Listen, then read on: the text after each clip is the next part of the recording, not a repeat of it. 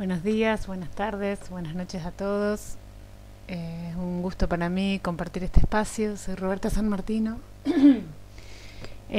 Soy la directora del área de prevención y vinculación federal del Instituto Nacional de Alimentos, que funciona en el ámbito del ANMAT. Desde esta dirección coordinamos RENAPRA y coordinamos también el Programa Federal de Control de los Alimentos. Bueno, la idea del webinario, como ustedes ya estarán interiorizándose, es traer a la reflexión y al análisis colectivo aquellas prácticas que podemos realizar con especial foco desde las áreas locales, ¿no? Que podemos realizar para prevenir la contaminación de los alimentos con las bacterias pertenecientes al grupo STEC, o sea, Escherichia coli, productoras de toxina Shiga. Les decía que la idea es reflexionar y analizar y es poder poner sobre la mesa distintos aspectos que todos, que de alguna u otra manera hemos conversado en ocasiones anteriores, hemos conversado en espacios anteriores y que seguimos conversando en varios espacios de trabajo, colectivos que nosotros coordinamos desde RENAPRA, y que nos pareció interesante que el webinario lo que hiciera fuera integrar esa mirada y poner todas estas herramientas sobre la mesa para que cada uno configure su propio kit de herramientas, que cada uno agarre las que cree que le sirven y que las empiece a probar en territorio, a ver si funciona y poder tener sobre todo un acercamiento más integrador y por un camino diferente del que venimos haciendo, a ver si obtenemos resultados diferentes a los que venimos teniendo. Hemos hecho un montón, creo yo, y me consta que hemos trabajado muchísimo, pero también es cierto que no hemos logrado todavía reducir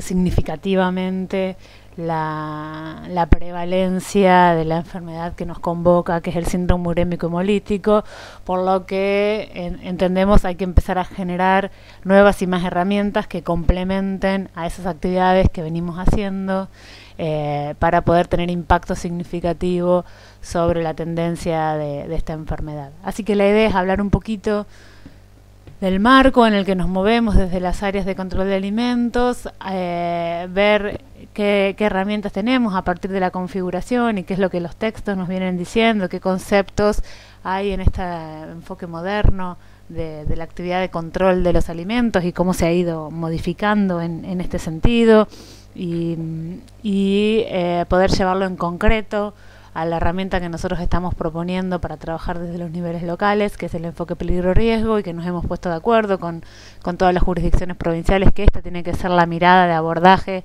hacia nuestras tareas, porque es la que viene demostrando mejor performance en lo que tiene que ver con prevenir y controlar peligros en los alimentos o factores de riesgo asociados a los alimentos, y por otro lado compartir algunas experiencias para tirar algunas ideas y que puedan ser disparadoras del intercambio entre ustedes, de empezar a pensar de una manera diferente el trabajo en lo local.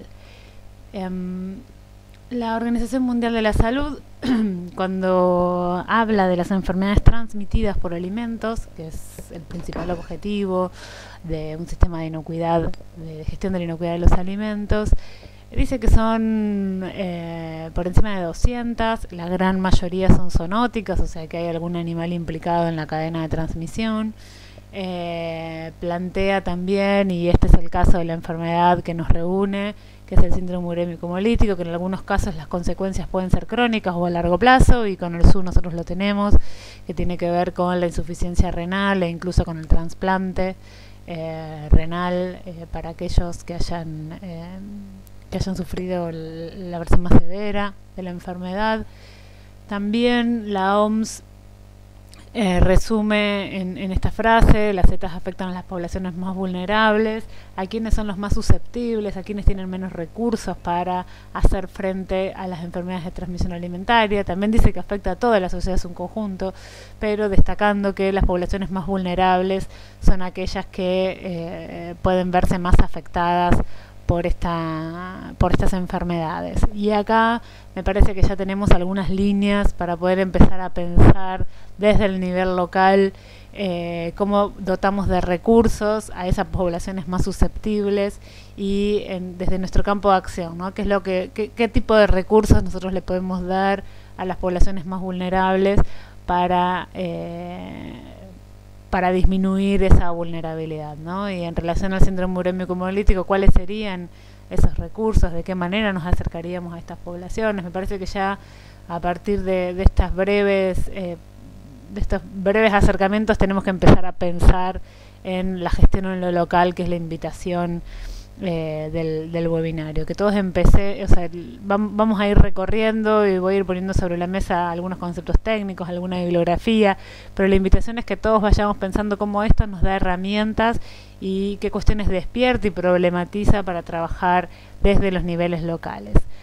A lo largo de la cadena alimentaria, y acá se introduce este concepto, hay muchas oportunidades para que el alimento pierda la inocuidad. Deberíamos pensar para cada uno de los alimentos involucrados o susceptibles de ser contaminados con estas bacterias STEC, cuáles son las instancias en las que en mi ciudad, en mi localidad, en mi región, en mi provincia, el alimento pierde la inocuidad y a qué motivo se debe que pierda la inocuidad, para poder empezar a pensar en medidas preventivas y que ese alimento llegue inocuo hasta el último eslabón.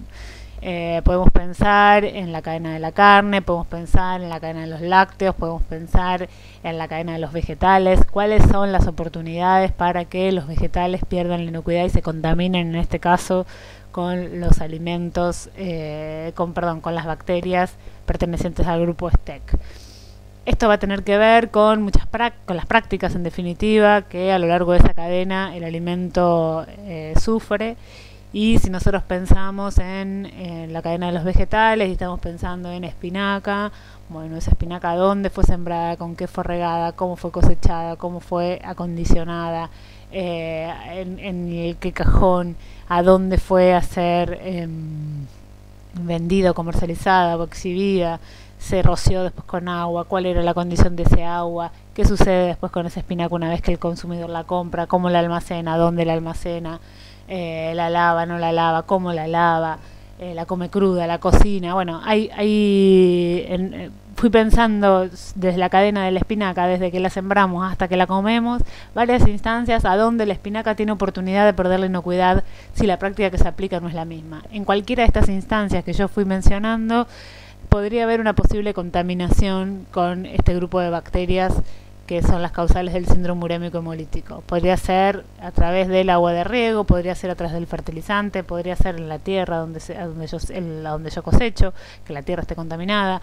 Podría llegar a ser que durante la cosecha y en el acondicionamiento en el cajón por las manos de los manipuladores. Podría ser que en la verdulería después lo rocíe para mantener la turgencia de la hoja con un agua que esté contaminada. Podría ser también que el consumidor no la lava adecuadamente. Acá no es que perdería la inocuidad, sino que mantendría la contaminación. Es una oportunidad para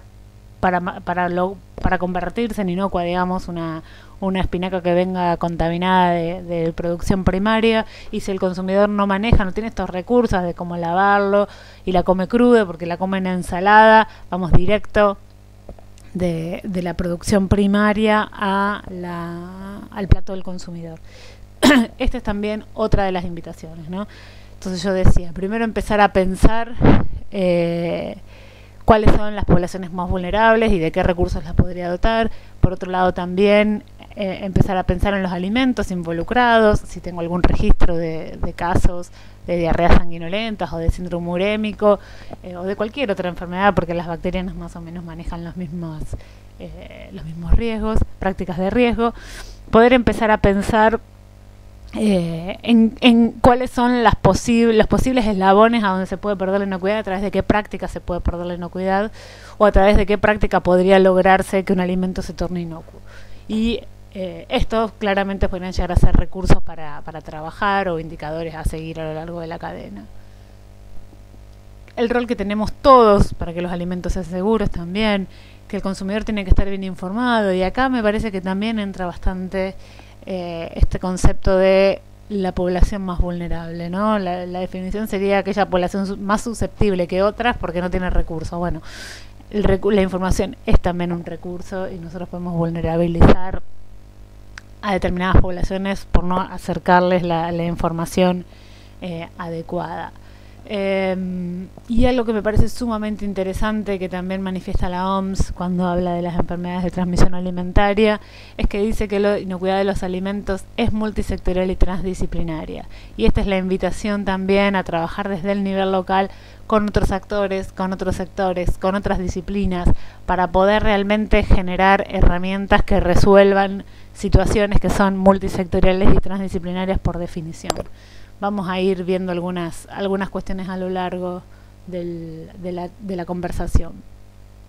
Yo les decía que íbamos a hablar de enfermedades relacionadas con los alimentos, y si bien vamos a hablar del síndrome urémico hemolítico y voy a tratar de hacer foco en eso, la verdad es que hay otras enfermedades transmitidas por alimentos y hay otras enfermedades que también están relacionadas con los alimentos, que no son transmisibles y que son las que la bibliografía señala como enfermedades crónicas no transmisibles: diabetes, obesidad, cáncer, no sé, enfermedades cardiovasculares, accidentes cardiovasculares, infartos.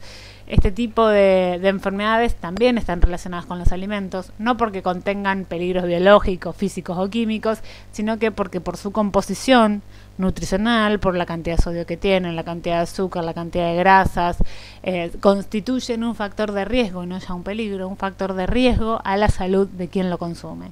Y esto también tiene que ver con nuestra función, y empezar a pensarnos desde este lugar también me parece que es interesante. Lo quería traer y dispararlo solamente, no es el foco de la charla de hoy, pero traerles algunos datos para que puedan también empezar a pensarlo desde los niveles locales. En Argentina hay enfermedades que son de notificación obligatoria. Estas las publica el Ministerio de Salud de la Nación, a las que se notifican al Ministerio, se publican en este boletín semanal que nosotros enviamos todas las semanas desde RENAPRA a los miembros. Yo hice un recorte del de la última semana para que ustedes vean. Esta es la tabla a donde se agrupan y se consolidan todas las enfermedades. Después hay apartados adentro del boletín específicos para cada una, y hay uno muy interesante sobre el síndrome urémico hemolítico en cada una de las publicaciones del boletín. Y lo que el boletín hace, cuenta cuántos casos hay, los compara, como se hace comparaciones epidemiológicas con el mismo periodo del año anterior, establece media y algunos otros indicadores. Esto también es del último boletín y es lo que yo les decía del informe ese específico que hay sobre SU, a donde, por ejemplo, en este gráfico muestra la distribución de los casos de SU notificados según el grupo de edad.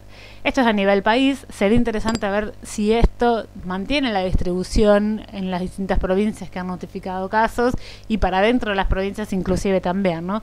Porque esto nos está hablando de cuál es la población más susceptible para enfermarse de síndrome urémico hemolítico. Este es un dato interesante para poder también analizarlo desde los niveles locales. Si esta información llega para poder consolidarse y agruparse a nivel nacional, es claro que llega desde los niveles provinciales a donde llega desde los niveles municipales. O sea que en el municipio hay alguien que tiene esta información y es uno de los sectores con los que deberíamos también trabajar para poder tener esa información de primera mano.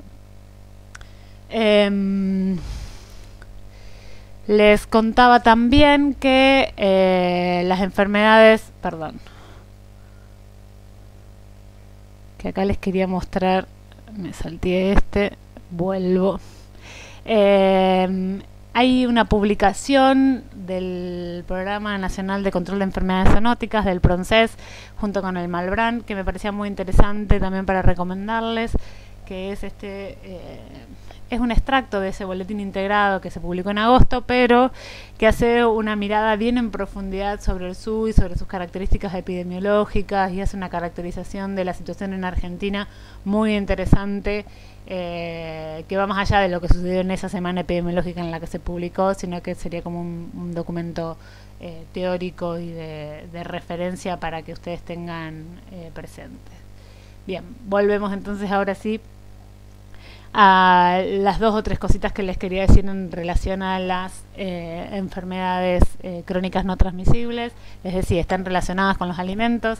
En Argentina se han hecho varias encuestas para ver cómo estos factores se comportan a nivel poblacional.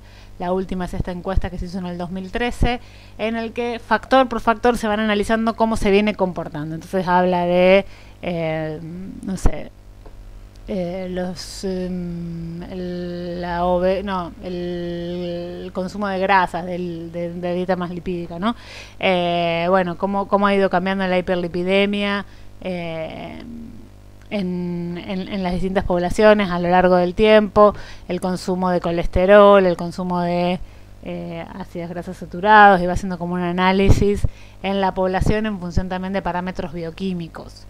El consumo de sodio también hace análisis en este caso y va estableciendo cómo se va comportando este factor de riesgo en la población a lo largo del tiempo. Ya vamos por 3 encuestas, o sea que esto ya nos va dando datos para hacer comparaciones, y hacen además también una publicación en relación a determinados factores de riesgo específicos, y por ejemplo que nosotros también lo hemos difundido por RENAPRE, que fue publicado a inicios de este año, aborda la obesidad en concreto y plantea, bueno, cuáles son los determinantes sociales para la ocurrencia de esta enfermedad, cómo se comporta la epidemiología de esta patología, y además da algunas ideas y estrategias para abordaje desde la salud pública, y algunas tienen que ver con la calidad nutricional de los alimentos.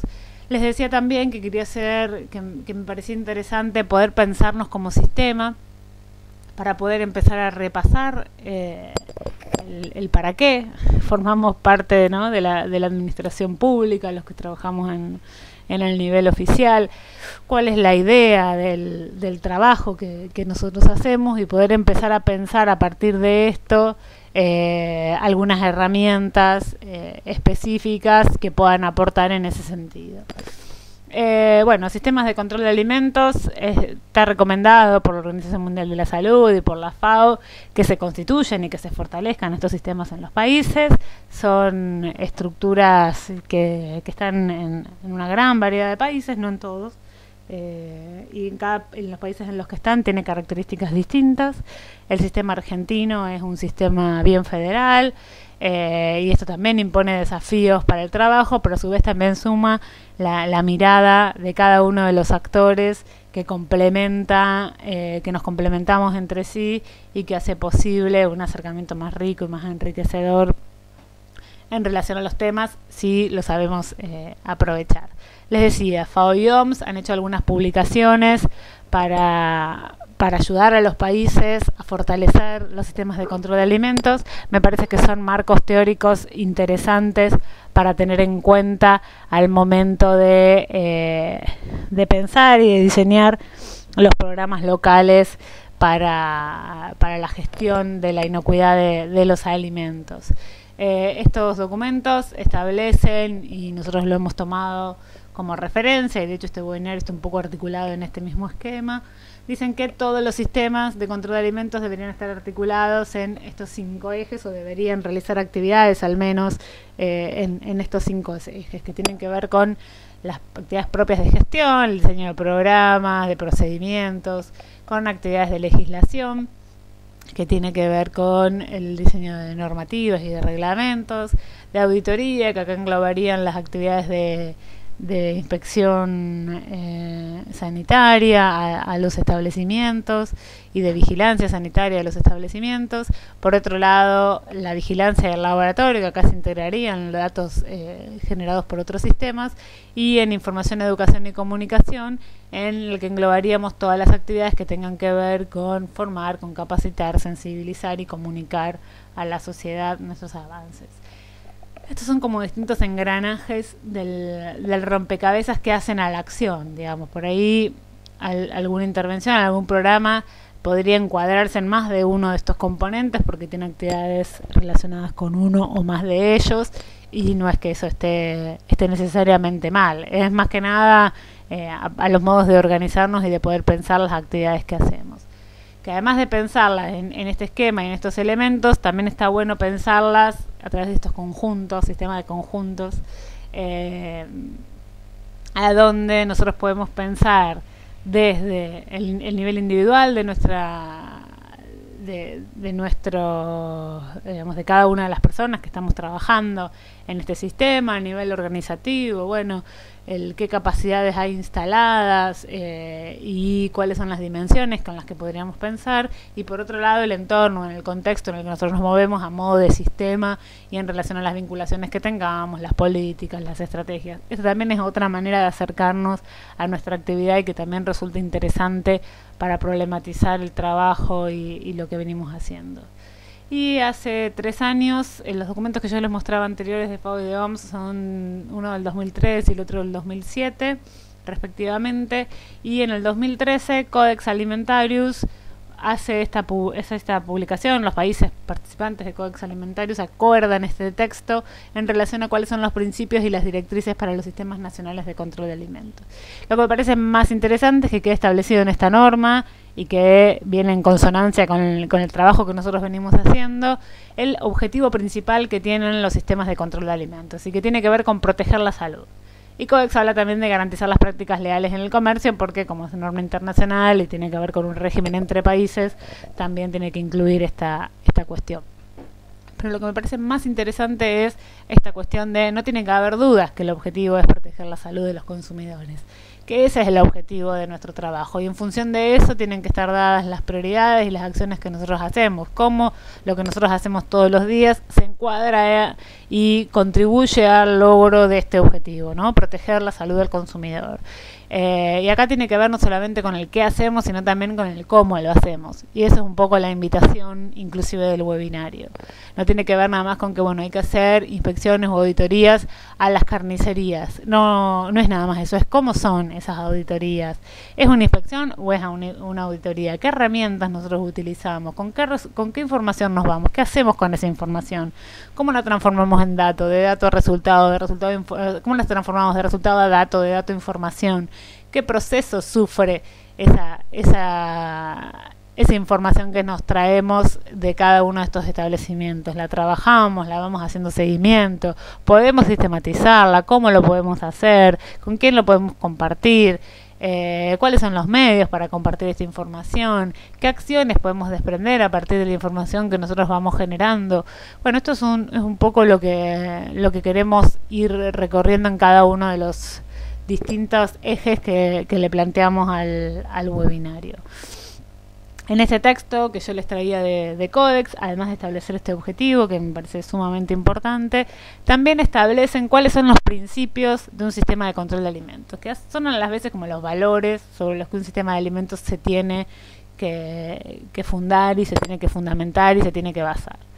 Establece varios, yo destaqué algunos que me parecían interesantes en relación a la temática que nos reúne, y primero tiene que ver que el primer principio, el primer valor de un sistema de control de alimentos tiene que ser la protección del consumidor. El sistema está para proteger a lo que considera el eslabón más débil de la cadena, que es el consumidor, que es además el pasible de sufrir las consecuencias de no haberse respetado las prácticas que se tenían que respetar a lo largo de cada una de las cadenas alimentarias. Por otro lado, también destaca, que está como principio 2, que es sumamente importante que el sistema de control de alimentos tenga como valor fundamental el enfoque de cadena alimentaria. Es pensar que la barrita de cereal que nosotros estamos hoy auditando, o la hamburguesa que preparó el carnicero, en algún momento fue una vaca que estuvo que estuvo pastando en el campo, que estuvo en un feedlot, y que la barrita de cereal en algún momento fue un cultivo, ¿no? Y poder empezar a pensar cómo esa historia del alimento tiene impacto en la inocuidad de ese producto final que nosotros estamos mirando. En cualquiera de los eslabones nosotros tenemos que poder pensar qué fue antes y qué será después ese alimento para poder tenerlo presente. Esta cuestión de la cadena, de poder empezar en cada uno de esos eslabones, qué cosas suceden, cómo se podrían controlar y qué prácticas se establecieron para ese producto. Después también me resultaba interesante el principio 6, que habla de que las decisiones tienen que estar basadas en el riesgo, la ciencia y las pruebas, y esto es sumamente interesante e importante. Nosotros tenemos que poder establecer riesgos, tenemos que manejar conceptos científico-técnicos y tener pruebas para poder orientar nuestras decisiones. ¿Cómo nosotros podemos configurar esto en cada una de las acciones que hacemos? ¿Qué espacios, qué escenarios podemos nosotros caracterizar para tener como prueba? ¿De dónde vamos a tomar la información científico-técnica? ¿Y cómo vamos a valorar, a cuantificar o estimar los riesgos en función de lo que sucede en cada uno de los niveles locales para poder tomar las decisiones? Y las decisiones no son nada más si intervengo, decomiso un producto, si tomo una muestra. Tienen que ver con muchas otras cuestiones, como por ejemplo, si mi decisión es hacer un encuentro entre los productores, los comerciantes para trabajar determinada problemática, si convoco a otros sectores o no convoco a otros sectores, qué decisiones se toman en esa mesa, ¿no? O sea, a partir de la convocatoria, no la convocatoria como una decisión, sino en cuando yo convoco a otros actores, presentarles información para que entre todos podamos decidirnos en esa mesa intersectorial determinadas decisiones, pero teniendo pruebas, teniendo conocimiento y pudiendo haber estimado cuáles son las situaciones de mayor riesgo en el nivel local. El principio 7 se suma un poquito a este ejemplo que yo ponía recién, que habla de cooperar y coordinar entre las múltiples autoridades competentes. Esto en nuestro sistema de control de alimentos que yo les decía federal es bien claro la necesidad que esto demanda, y poder identificar quiénes son esos actores que acá Codex llama como autoridades competentes en el nivel local es sumamente interesante y requiere también un mapeo, ¿no? ¿Quiénes están en el nivel local? ¿Hay oficina local de SENASA? No la hay. ¿Hay extensionistas de INTA? ¿Hay agencia de INTA? ¿Hay estación experimental? ¿Hay extensionistas de la Secretaría de Agricultura Familiar? ¿Hay, o sea, ¿hay alguna universidad? No la hay. ¿Cuáles centros de salud hay? ¿Qué otros actores que toman decisiones? No sé, la Cámara de Comerciantes, la Cámara de Carniceros, hay un matadero, no lo hay. Bueno, poder identificar cuáles son cada una de esas autoridades que intervienen en el nivel local para también trabajar con ellos y apoyarnos mutuamente. Este también es otro de los enfoques que nosotros estamos promoviendo para el abordaje de todas las problemáticas relacionadas con los alimentos. Después también habla Codex en el principio 8 de las medidas preventivas, y acá nosotros tenemos varias medidas preventivas que son aplicables a lo largo de toda la cadena agroalimentaria y que toman la forma de sistemas de gestión de la inocuidad según el eslabón del que estemos hablando. Vamos a hablar de buenas prácticas agropecuarias, buenas prácticas de faena, de manufactura, HACCP, que se puede aplicar a toda la cadena, los POEs o los MIP. Esto también es importante que nosotros podamos trabajar para la implementación de estos sistemas, que son la forma más evolucionada que tenemos hoy de controlar los peligros en los alimentos, y específicamente la contaminación con Escherichia coli, productora de toxina Giga.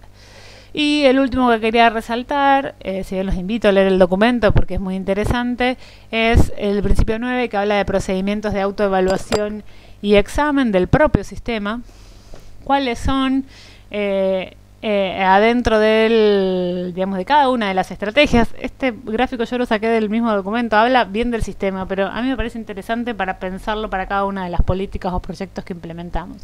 Cuando uno hace el diseño, lo implementa ese mismo proyecto, o sea, dice cuál es, toma la decisión de decir, bueno, vamos a ir para acá, ¿no? Está bien, vamos a ir para acá, vamos a diseñar cómo vamos a ir para acá, cómo lo vamos a implementar, y después esa implementación se tiene que ir verificando y examinando. Y dependerá de qué sea, si yo digo, voy a hacer una auditoría de las carnicerías, ¿no? Y digo, bueno, esas auditorías cómo se van a hacer, a dónde se van a hacer, con qué frecuencia, qué checklist voy a usar, qué herramientas, qué medidas voy a ir tomando.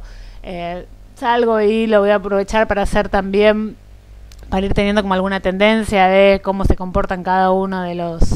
Voy a visitar todas las carnicerías y voy a poder construir algún indicador en relación a, no sé, la cuestión de la cadena de frío, si se respeta o no, el origen de las materias primas, etcétera. Y yo voy a poder ir teniendo a lo largo del tiempo, o sea, se supone que eso yo lo hago para acompañar y mejorar la inocuidad, no solamente para ir a ver cómo están y si están mal ponerle multa y ya está. O sea, se supone que uno hace un programa de auditoría porque quiere que esos establecimientos cumplan con la norma y que los que no lo cumplan logren alcanzarla. Entonces ir viendo cómo a lo largo del tiempo y a través de las distintas intervenciones, si yo veo que lo que no se respeta es el programa, no sé, que no saben cómo higienizar la máquina picadora de carne, y hago talleres a donde explico qué son los POEs, cómo es el POEs de la máquina picadora de carne, asisto y ayudo, y a lo largo del tiempo debería ir viendo que en las sucesivas visitas voy viendo que la máquina picadora de carne, si mi taller fue bien dado, si se entendió, si lo pudieron implementar los carniceros, es que va bajando el porcentaje de carniceros que limpian mal la máquina picadora de carne. Esto es lo que yo quería poner acá con poner la lupa, ¿no? Cómo ponemos la lupa sobre cada una de las actividades que nosotros hacemos y cómo podemos ir estableciendo medidas, ir midiendo el desempeño. A través del proyecto de salas de situación y del módulo de prevención de SUD, de estas salas de situación en el módulo de alimentos, hemos desarrollado también alguna metodología en relación a cómo ir teniendo ideas sobre las tendencias que en el nivel local existen en relación a determinadas variables, ¿no? Y dependiendo qué escenario de riesgo que hemos elegido en conjunto con colegas, cuáles son los escenarios de riesgo para el sur en el nivel local, y empezado a pensar cómo relevamos qué sucede en cada uno de esos escenarios de riesgo para poder empezar a pensar en concreto en acciones. Hay también alguna propuesta en relación a cómo verificamos y examinamos nuestro propio sistema de control de alimentos. En Argentina, les decía yo, estamos inmersos y cada uno, según a donde trabaje, si es en el nivel municipal, en el provincial o en el nacional, sabrá que a través del 815 se crea ese sistema de control de alimentos, que ahí se asignan los roles a cada una de las autoridades sanitarias y dice cuál es competencia de SENASA, qué es competencia de la ANMAT, qué le compete a las autoridades sanitarias jurisdiccionales, autoridad de aplicación de qué son cada una, y las nacionales tenemos el Código Alimentario Argentino, sus decretos reglamentarios, el 4238 en el caso de SENASA, alguna ley específica. Las provinciales también son autoridades de aplicación del código y acá se suma también alguna ley provincial, alguna resolución provincial específica para los alimentos. En algún caso la provincia que esté adherida al 4238 será también autoridad de aplicación de ese decreto. Y en los niveles municipales, y esto también va variando provincia a provincia, la cuestión de cómo está configurado la adhesión a la norma. ¿Por qué me parece interesante traer esta cuestión de la organización del Sistema Nacional de Control de Alimentos? Porque el Código Alimentario Argentino es la norma fundamental de ese sistema y desde allí es de donde nos establece algunas cuestiones en relación a las competencias y que nos da herramientas para el trabajo en el territorio. El mismo código dice que los municipios son autoridades de aplicación como destino último, digamos, ¿no? del alimento, y esto está bien establecido, pero parece interesante que cada uno pueda tener como herramientas qué marco normativo es autoridad de aplicación y claridad en este sentido, ¿no? Hay algunos lugares que no tienen la adhesión al Código Alimentario Argentino y han hecho una ordenanza, y en muchos casos quizás esa ordenanza está desactualizada, y los paradigmas en control de los alimentos han cambiado, los paradigmas en control de los alimentos han ido cambiando a lo largo del tiempo, y si bien acá yo lo estoy llevando a un ejemplo ya extremo, porque es una ordenanza del año 1400, de un país europeo, pero si ustedes si ustedes la leen, van a ver que lo que en ese momento se establecía como alimento no apto y la sanción que se establecía ha ido modificando mucho a lo largo del tiempo. Si bien la manteca con semillas o la leche aguada sigue sin poder comercializarse, dudo que algunos de ustedes estén llamando a médicos o barberos para ver cuánta leche puede introducirse en un embudo en la boca de alguien que la haya vendido aguada, ¿no? Esto ha ido modificándose con el tiempo, y tomé prestado de Josefina Cabrera del Laboratorio de Linal esta imagen que me parece sumamente interesante y que va planteando cómo fueron evolucionando los paradigmas de los sistemas de control de inocuidad de los alimentos. Y en la antigüedad era esta cuestión, ¿no? De no se puede vender leche aguada, el principio de prohibición. Esto, si bien está reflejado en nuestra normativa actual, y este es el artículo 15 del Código Alimentario Argentino, hay principios más evolucionados a lo largo del tiempo, que tienen que ver con, a partir del 1900, del siglo pasado, se incorpora también esta cuestión de la precaución y, no sé, la advertencia a grupos de riesgo de no consumir determinados alimentos, y podemos pensar, no sé, en los productos que en su rótulo dicen fenilcetonúricos, no consumir, contiene fenilalanina, ¿no? Es un producto en el que se hace una precaución, una advertencia, para que ese grupo de riesgo sepa que no lo puede consumir. Esto empieza a surgir a partir de 1900, a medida que se puede empezar a establecer relaciones entre determinados compuestos y el desarrollo de alguna enfermedad. En este caso que yo ponía recién, por ejemplo, lo de la fenilcetonuria. A partir de la década del 30, a medida que va avanzando la microbiología, que va avanzando lo que es la tecnología de los alimentos, se empiezan a establecer criterios de proceso. No anulan a los anteriores, de hecho siguen, como yo les mostraba recién, en nuestra norma, estos principios de prohibición y de precaución, pero se agregan también los criterios de proceso. A ver, ahí está.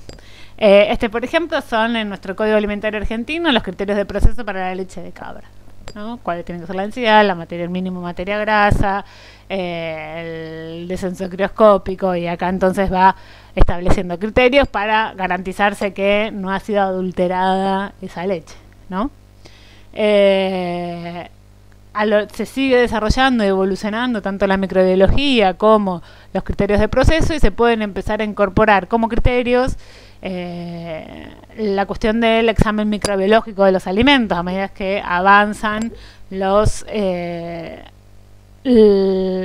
análisis de laboratorio, y que se pueden hacer con cierta velocidad que permita establecerlos como control rutinario. Y acá pongo también para la leche de cabra un ejemplo de nuestro Código Alimentario Argentino, que establece parámetros microbiológicos para la aptitud de consumo de esos productos. Ya más cerca en el tiempo, a partir de la década del 70, se hace el desarrollo de estos sistemas. En nuestra norma se introduce más adelante, y la introducción definitiva es en el 97 a través de la incorporación de la resolución 80 del 96 del Grupo Mercosur. Se empieza a trabajar en lo que hoy conocemos como buenas prácticas de manufactura y HACCP. Esto también está reflejado en nuestro Código Alimentario Argentino. Yo les puse acá un ejemplo de los del transporte. Entonces ya no establece, como veíamos en los ejemplos anteriores, de queda terminantemente prohibido esto, o el criterio para la aceptación de la leche de cabra va a ser que el descenso crioscópico sea este, y establece un número o un margen de número, o el recuento no debe superar este número. Acá lo que empieza a incorporar la norma es, bueno, en el caso de transporte, los medios de transporte tienen que ser los adecuados para el fin, y no establece qué es adecuado, ¿no? Y acá empieza a trabajar el criterio técnico de los que venimos trabajando, la cuestión del enfoque peligro-riesgo, qué es adecuado según qué práctica, según la distancia, según qué producto transporta, según cómo va acondicionado ese producto que se transporta. Dice, por ejemplo, los materiales tienen que permitir la limpieza, la desinfección y la desinfestación, fácil y completa. No dice qué materiales sí y qué materiales no. Empieza a trabajar con conceptos más modernos y cuestiones que tienen que ver con el criterio técnico de qué es una buena práctica y qué no lo es. Y entendiendo que hay un montón de situaciones, que esta es la evolución del paradigma, un montón de situaciones que puede ser que el material sea adecuado para determinada matriz y que no lo sea para otra, que la condición de ese transporte sea adecuada para determinada distancia y que no lo sea para otra. Bueno, empiezan a jugar estas cuestiones y quedan reflejadas en la normativa porque empieza a haber más conocimiento en relación a esto. Entonces fuimos viendo cómo se fue transitando desde el principio de la prohibición, que era el único, el barbero que le ponía el embudo, hasta que ver hasta cuánto aguantaba el señor, sin morirse, a la introducción de buenas prácticas y también de HACCP, que también está en nuestra norma, y acá les puse el ejemplo. Entonces dice, bueno, para cada punto crítico tendrá que especificar y validar límites críticos. Y lo único que hace es definir cuáles son los límites críticos, no le dice cuál tiene que ser el límite crítico y empieza a decir, si estamos hablando de leche fluida pasteurizada, el límite crítico va a ser tanto, si estamos hablando, sino que empiezan a jugar conceptos más modernos y que nos desafían, a nosotros como agentes de ese sistema de control de los alimentos a tener que desarrollar otras maneras de hacer el abordaje del control para ver si cumple o no cumple. Ya no es nada más de no puede haber esto dentro del establecimiento o el límite tiene que ser tanto. El límite es menos de tanto, perfecto. El límite es más de tanto, chau. Eso no se puede comercializar.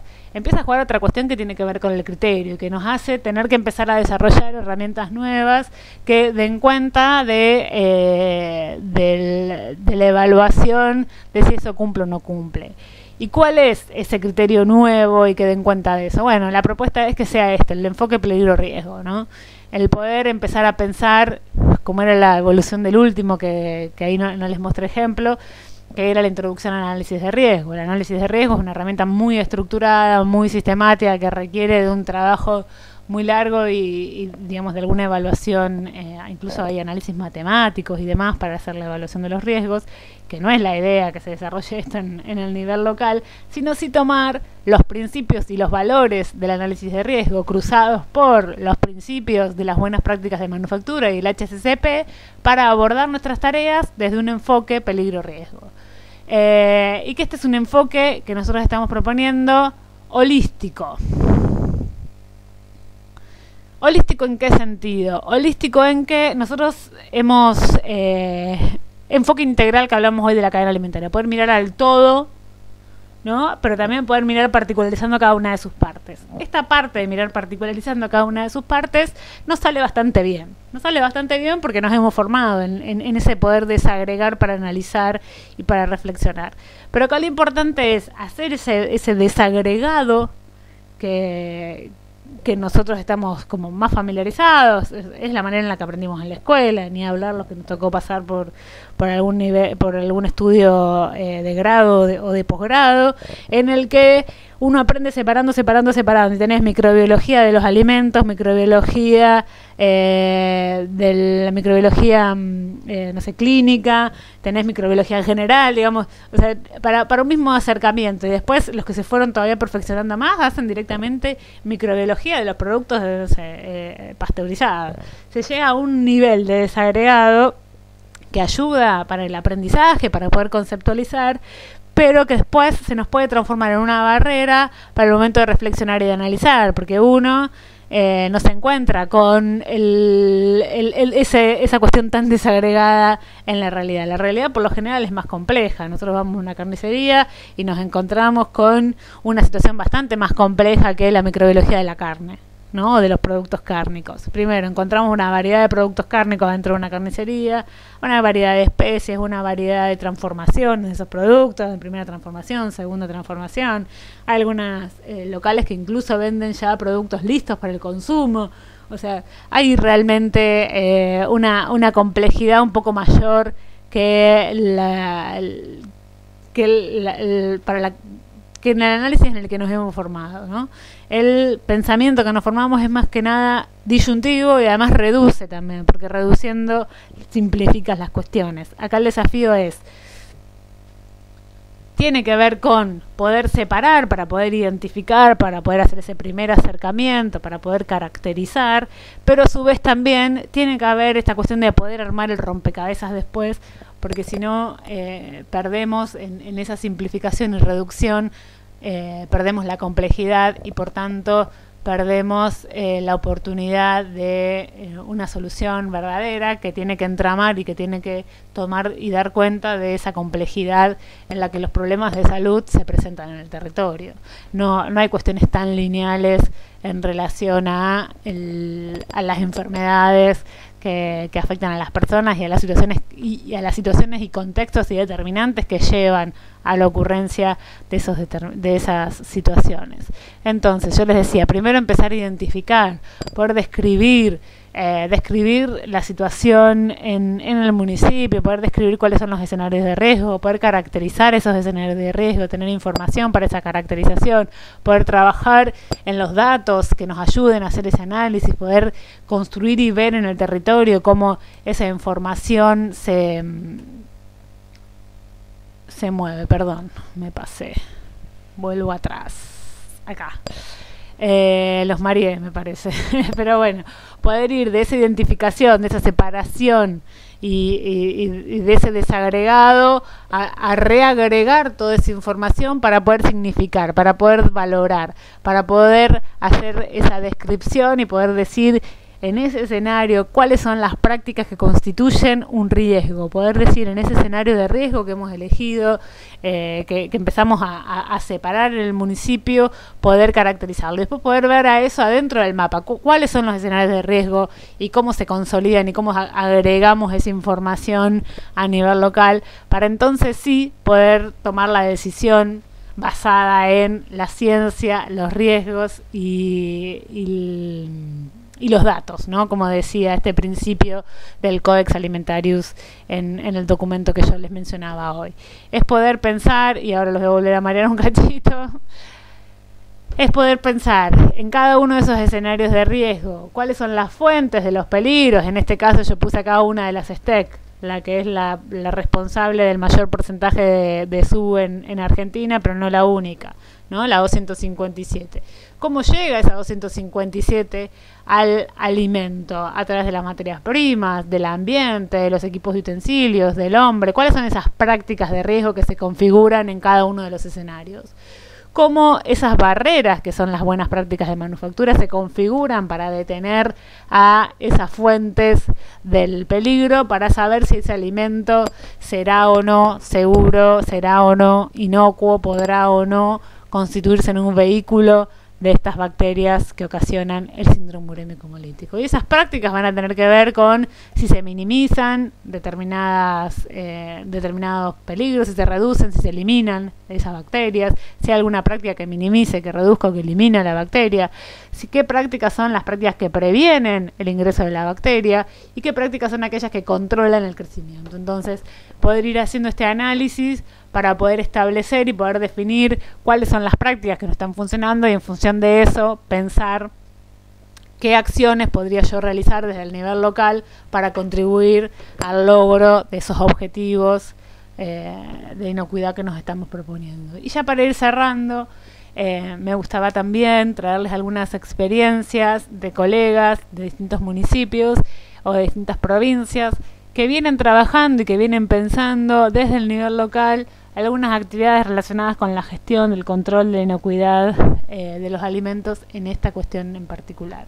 Que lo que me parece sumamente interesante es el enfoque de promoción de la salud, ¿no? Que esto tiene que ver con que uno produce colectivamente más allá de las habilidades individuales de cada uno, ¿no? Y esta sinergia que se da cuando uno trabaja con otros y para otros, que se puede ver reflejada en cada una de estas instancias. Tener presente también eso para pensar las herramientas para el abordaje local de la prevención del síndrome urémico hemolítico, de la prevención de la contaminación de alimentos por STEC. La intersectorialidad también me parece sumamente interesante y la participación comunitaria como otra herramienta. Estos son los valores y los principios que desde RENAPRA venimos promoviendo con el tiempo y que se pueden empezar a ver reflejados a través de distintas líneas de acción que venimos elaborando en conjunto con colegas de los distintos municipios en distintas herramientas. Por ejemplo, la cuestión del mapa como una herramienta del nivel local para poder empezar a configurar esos escenarios y analizar las situaciones de riesgo que se encuentran en relación al síndrome urémico hemolítico. Estos son los mapas de varios colegas de todos nosotros que vienen laburando en la prevención del SU a través del proyecto Salas de Situación que desde RENAPRA coordinamos. Este en particular es el de Córdoba. Córdoba eligió como escenario de riesgo los jardines maternales, entonces lo que hizo fue ir ubicando a cada uno de esos jardines en el mapa para poder empezar a analizar esa información, a reflexionar sobre cómo en el territorio se dan estos escenarios. Y las chicas también del proyecto vienen trabajando en otras herramientas y de hecho la semana pasada el mes pasado lo hicimos en La Rioja, de poder empezar a pensar la construcción de mapas desde otros lugares y no solamente marcar cositas en el mapa de Google, que si bien ayuda y es una herramienta genial. Esto también puede ser un proceso colectivo de armado a través de talleres para la configuración de esos escenarios. En relación a una práctica como puede ser la de controlar, que la temperatura acá es clave, ¿no? De controlar el crecimiento bacteriano, controlar la reproducción de esas bacterias. El frío es una de las prácticas clave. Y cómo lo trabajamos desde el nivel local, más allá de ir a ver si hoy, cuando yo estoy, la temperatura está bien o está mal, sino quiero saber cómo estuvo ayer, cómo estuvo la semana pasada, cómo estuvo el mes pasado. Esa práctica es tan clave que debe mantenerse todo el tiempo. Bueno, acá estamos viendo el trabajo de algunos colegas en el registro de temperaturas a lo largo del tiempo, que es a través de termógrafos, y que vienen controlando así, en este caso vemos los supermercados de venta minorista, cómo las heladeras esas se comportan a lo largo del tiempo. Este es un proyecto sumamente interesante y tenemos la información para contactarlos o derivarlos a quien le parezca. Otra cuestión tiene que ver ya con la práctica que hablábamos de eliminar, ¿no? Y eliminar es, por ejemplo, una esterilización. Una esterilización es en un autoclave. Bueno, por más de que yo haya metido el frasco dentro del autoclave, realmente lo que sucedía ahí adentro eliminó a la forma a la espora, digamos, del Clostridium botulinum, que es lo que se supone que la esterilización tiene que venir a eliminar, a los esporulados. ¿Lo eliminó o no? ¿Cómo sé yo si llegó o no llegó? Bueno, acá hay una cuestión de tiempo y temperatura, pero yo tengo que saber qué pasa adentro del autoclave. ¿Llega la temperatura que dice que llega? ¿El reloj el termómetro que tiene el autoclave funciona bien? ¿No funciona bien? Bueno, ¿cómo valido ese proceso térmico? La provincia de Santa Fe empezó a trabajar con sus conserveros y hizo un desarrollo sumamente interesante. Algo parecido está haciendo ahora la provincia de Misiones con sus elaboradores de alimentos artesanales, para poder dar cuenta y garantizar qué es lo que sucede en esa etapa del proceso. La provincia de Santa Fe, y creo que el Misiones también, están trabajando con esta forma de controlador, que es como una pilita, parece, que es parecido al de la heladera, lo único que resiste altas temperaturas, y con control microbiológico también. Otra práctica para ayudar también a los controles, y sobre todo para empoderar, y hablábamos al principio de otorgar a esa población más vulnerable de los recursos, es en la DELA, en la que lograron hacer una baja de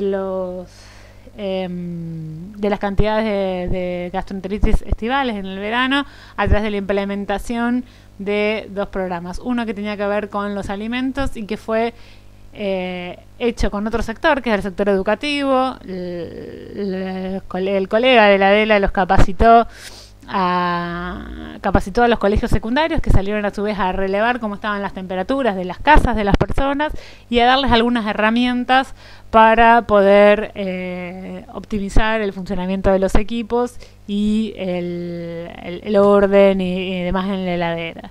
Acá vemos algunas de las fotos.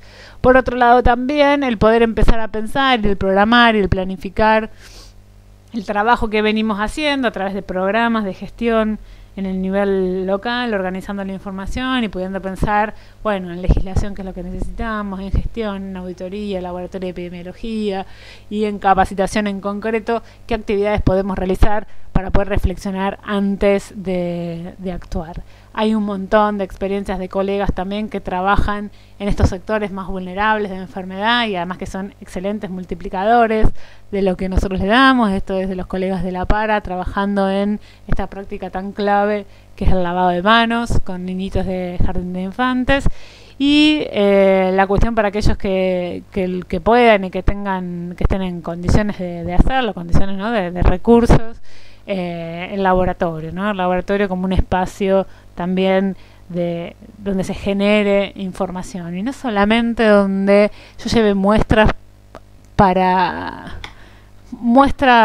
digamos, la toma de muestras como otra herramienta más de policía, ¿no?, sino también la muestra como una herramienta para ir acompañando esos procesos de implementación de buenas prácticas. Nosotros tenemos varios indicadores que dan cuenta de qué cuestiones de las buenas prácticas podrían estar fallando o se están logrando bien, y me parece que este es el rol todavía más importante del laboratorio en relación a este enfoque de peligro-riesgo. No tiene que ver con tomar muestras para saber si están contaminadas o no, porque la verdad que yo voy a saber que estaba contaminada o que no lo estaba una vez que ya no tengo más producto, ¿no? esto tiene que ver más con una cuestión de mirada de proceso y de saber qué cosas me están funcionando bien o no adentro del proceso y cómo eso se transforma en acción, se transforma en datos, en información para ser fuente de información para la acción, ¿no? Este es un poco también el rol que debería tener el apoyo del laboratorio en este enfoque preventivo. Bueno, esa era la idea, de poder hacer una reflexión, de poder empezar a pensar desde el nivel local qué herramientas tenemos y cómo nos organizamos con esas herramientas que tenemos y cuáles podemos configurar o empezar a pensar para armar en el nivel local. Nosotros desde RENAPRE estamos a disposición para acompañar estos procesos, para acompañarlos desde la capacitación, desde la formación, como es un espacio, pero también desde la gestión y desde el desarrollo e implementación en el nivel local. Muchísimas gracias y bueno, quedamos a disposición para lo que consideren. Si quieren hacerme acercar alguna inquietud, lo pueden hacer a través del correo o en el mismo blog pueden ir posteando e iremos comentando. Saludos a todos.